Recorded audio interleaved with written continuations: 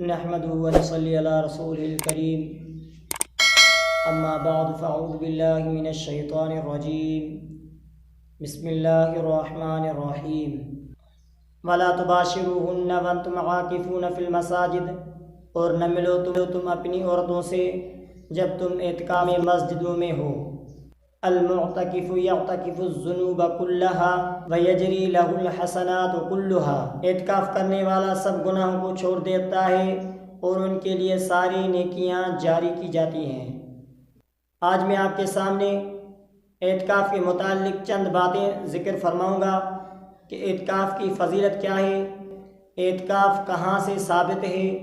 احادیث مبارکہ سے ثابت ہے یا قرآن پاک سے ثابت ہے، یہ اللہ کا حکم ہے یا آپ علیہ الصلاۃ والسلام کا فرمان ہے یا آپ علیہ الصلاۃ والسلام کا حکم ہے۔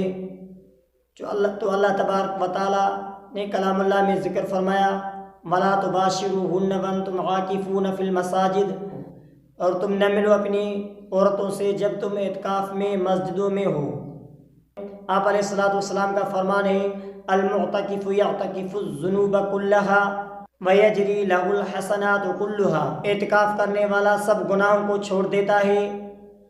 اور اس کے لیے نیکیاں جاری کر دی جاتی ہیں۔ جب آپ علیہ الصلاۃ والسلام آخر میں اعتکاف میں بیٹھا تو 20 دن اعتکاف میں بیٹھے تھے۔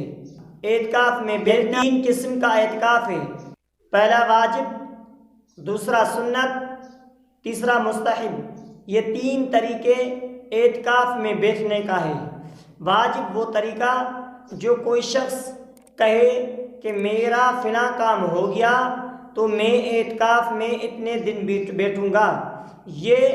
اس کے نظر کا اعتکاف ہے۔ جو اس نے منت مانی ہے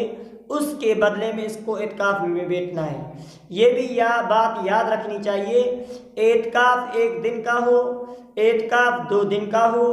اعتکاف 3 دن کا ہو، نظر کا ہو یا سنت کا ہو، تو یہ اعتکاف دونوں اعتکاف، اس اعتکاف کے ساتھ ساتھ روزے کا ہونا بھی شرط ہے۔ اور اعتکاف میں جو بندہ اعتکاف میں بیٹھتا ہے اس کے اللہ تبارک و تعالی سارے گناہوں کو بخش دیتا ہے، اور جو بندہ اعتکاف میں بیٹھتا ہے اس کے اللہ تبارک و تعالی اس کے نام اعمال میں 2 حج اور 2 عمرے کا ثواب لکھوا دیتے ہیں۔ ویسے بندہ 2 حج کر لیتا ہے، ویسے جو بندہ 2 عمرہ کر لے تو ان کے 2 حج اور 2 عمرے قبول ہو یا نہ ہو، لیکن اعتکاف میں بیٹھنے والے کا اللہ تبارک و تعالی 2 حج بھی قبول کر 2 حجوں کا بھی ثواب، قبول کیے ہوئے حجوں کا بھی ثواب لکھوا دیتے ہیں، اور 2 عمروں کا بھی جو قبول کیے ہوئے ہیں ان کا ثواب لکھوا دیتے ہیں، اور ان کے گناہوں کو مٹا دیتے ہیں۔ اور گناہ وہ جو صغیرے ہیں۔ اس کے بعد اعتکاف میں بیٹھنے کا ثواب یہ ہے، جو شخص اعتکاف میں بیٹھنے کے بعد اللہ تبارک و تعالیٰ اس کے نام اعمال میں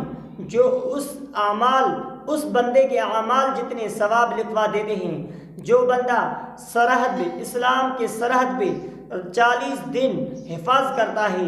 دین اسلام کی حفاظت کرتا ہے، سرحد پہ چوکیداری دیتا ہے، تو اس چوکیداری دینے کے بعد اللہ تبارک و تعالیٰ 40 دن کے گزرنے کے بعد اس کے نام اعمال میں اللہ تبارک و تعالیٰ اس کے گناہوں کو ایسے مٹا دیتے ہیں جیسے ماں نے اپنے بچے کو جنم دیا، جنم دینے کے بعد اس کے ذمے کوئی گناہ صادر نہیں ہوتا ہے، کوئی گناہ نہیں ہوتا ہے، اس کے ذمے کوئی گناہ نہیں ہوتا ہے، تو اس کے نام اعمال کو اللہ تبارک و تعالیٰ تمام گناہوں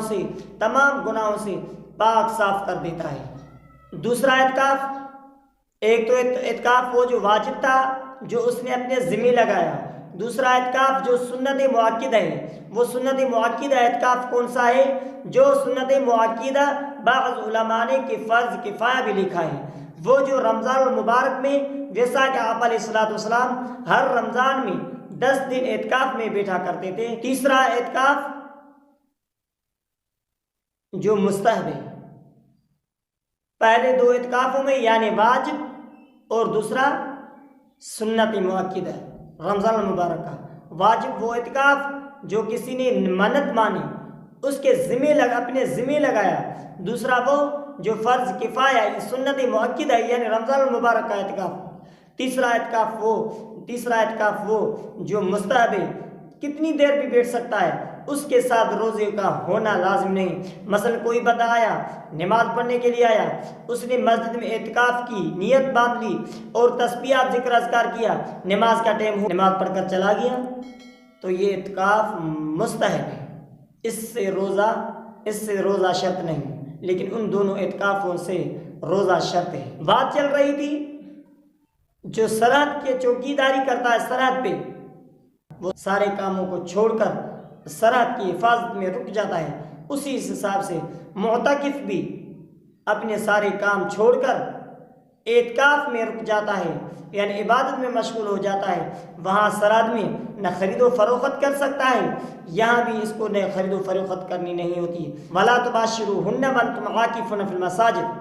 اس کو مباشرت بھی نہیں کرنی، اس کو کام کاج بھی نہیں کرنا پڑتا، اس کو کچھ بھی نہیں کرنے پڑتے، سارے کام چھوڑنے پڑتے ہیں۔ اسی حساب سے جو وہ بھی سرحد کی چوکیداری کرنے والا، اس کو کوئی کام نہیں کرنا، اس کو صرف ہر ٹائم یہی چنتا ہوتی ہے تاکہ کوئی دشمن سامنے نہ آ جائے، اس کا مقابلہ کر سکوں، تو اس کو بھی، اور اللہ راضی ہو جائے، تاکہ اللہ راضی ہو جائے، تو اس کو بھی صرف سارے کام چھوڑ کر یہی فکر ہوتی ہے کہ اللہ راضی ہو۔ اور اعتکاف لفظ کی معنی ہے، اعتکاف وقوف سے لیا گیا ہے، جس کی معنی ہے رک جانا یا بیٹھنا۔ تو اعتکاف میں کس ٹائم پہ بیٹھا جائے، اس کا وقت کیا ہے، یعنی 20 تاریخ کے عصر کے بعد مغرب سے پہلے اعتکاف میں بیٹھنا ضروری ہے۔ یہ اعتکاف، ہاں جو شخص اعتکاف میں بیٹھتا ہے وہ یہ 10 دن کی نیت نہیں کرنی چاہیے، اس کو یہ نیت اس طرح کی کرنی چاہیے، بیٹھتا ہوں شوال کے چاند نظر آنے تک، ایسا نہیں یہ 10 دن کی نیت باندھ لے اور اعتکاف میں بیٹھتا ہوں 10 دن کے لیے، تو 10 دن کے لیے نیت باندھ لے، بعد میں یہ 29واں مہینہ ہو جائے پھر اس کو 10 دن اس کا لازم ہو جائے گا اس کے اوپر۔ تو اس لیے اعتکاف میں شوال کی چاند نظر آنے تک کا ارادہ کرے، 10 دن کا ارادہ نہیں، شوال کے چاند نظر آنے تک اس کو ارادہ کرنا پڑے گا، 10 دن کا ارادہ نہیں کرنا۔ یہ رمضان المبارک کا اعتکاف، اس کی بڑی بڑی فضائل ہیں، بڑے اس کے مسائل ہیں۔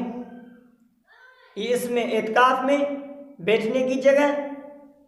جو جامع مسجد ہو، جس میں با جماعت 5 وقت کی نماز ہو، بہتر اس میں ہے جس میں جمعہ بھی، ہاں کوئی ایسی مسجد